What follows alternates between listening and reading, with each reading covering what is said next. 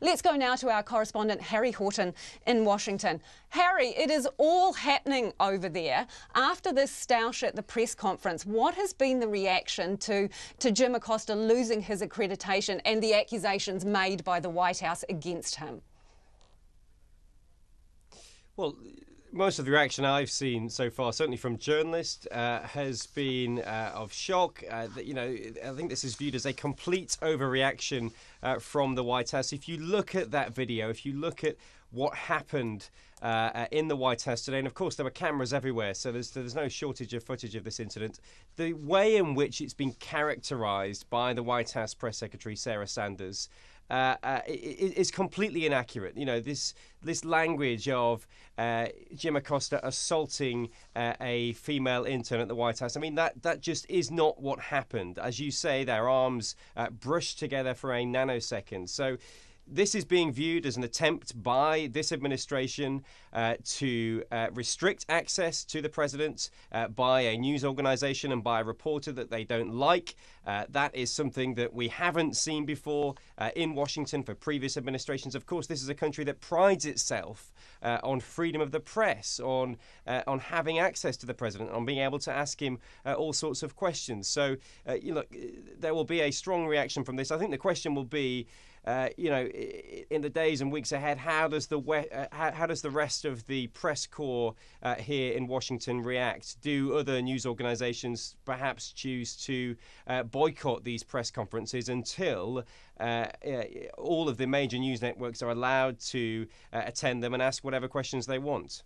Harry, how would you describe the tone of that press conference? Because it wasn't just Jim Acosta that he had a go at. He accused another reporter of being racist, and he was demanding that a number of the reporters sit down and basically, zip it, be quiet. How would you describe the tone there and the fact that he kind of went on the defensive from the get-go, it seems?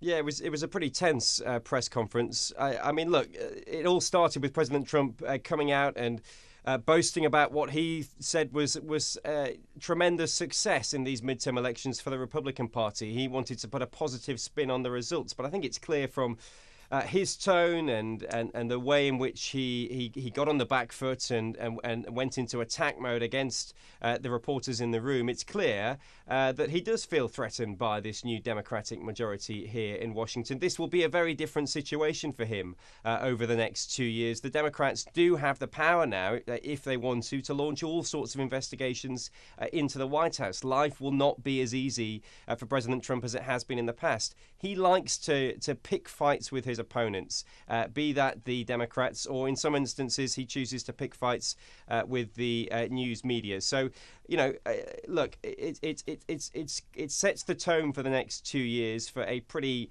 combative Washington, but that's nothing we're not used to here in Washington. But perhaps, any hope of bipartisanship, of a new kind of civil tone after an incredibly divisive election, I think we can put that to one side now and take a look at what looks like it's going to be a pretty dire and pretty messy couple of years as we head towards the 2020 presidential election. President Trump did sound a very strong warning to the Democrats if they were to come after him and to take a closer look at his taxes, for example. Do you think that the Democrats will ignore that and put Donald Trump on the top of their to-do list in terms of investigating his personal affairs? Yeah, I think that will be pretty high up the Democrats' to-do list. Look, I mean, there's a challenge for the Democrats because a lot of their more progressive activist base, they will be demanding that the Democrats launch all sorts of investigations into Donald Trump from day one, as soon as they get back into power in Congress come January. So that's the pressure that the leadership in the Democrats are facing.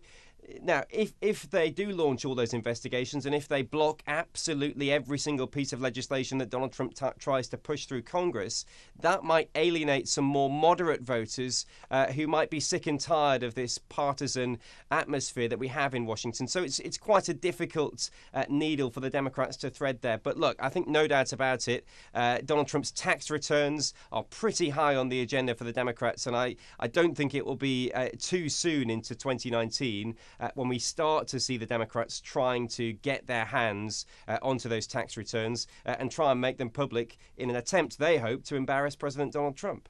The thing is, while all of this was unfolding, Jeff Sessions almost became a footnote, didn't he? But the Attorney General has resigned. Well, effectively, he was booted, wasn't he, Harry?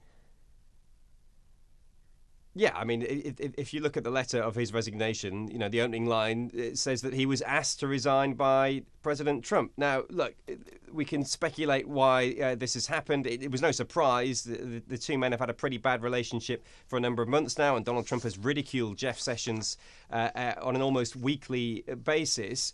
What does this mean for the Russia investigation? That's the big question on everyone's lips. We don't quite know, but there are certainly more question marks over Robert Mueller's Russia inquiry than there were 24 hours ago. The man who previously was overseeing the Russia investigation was the Deputy Attorney General Rod Rosenstein.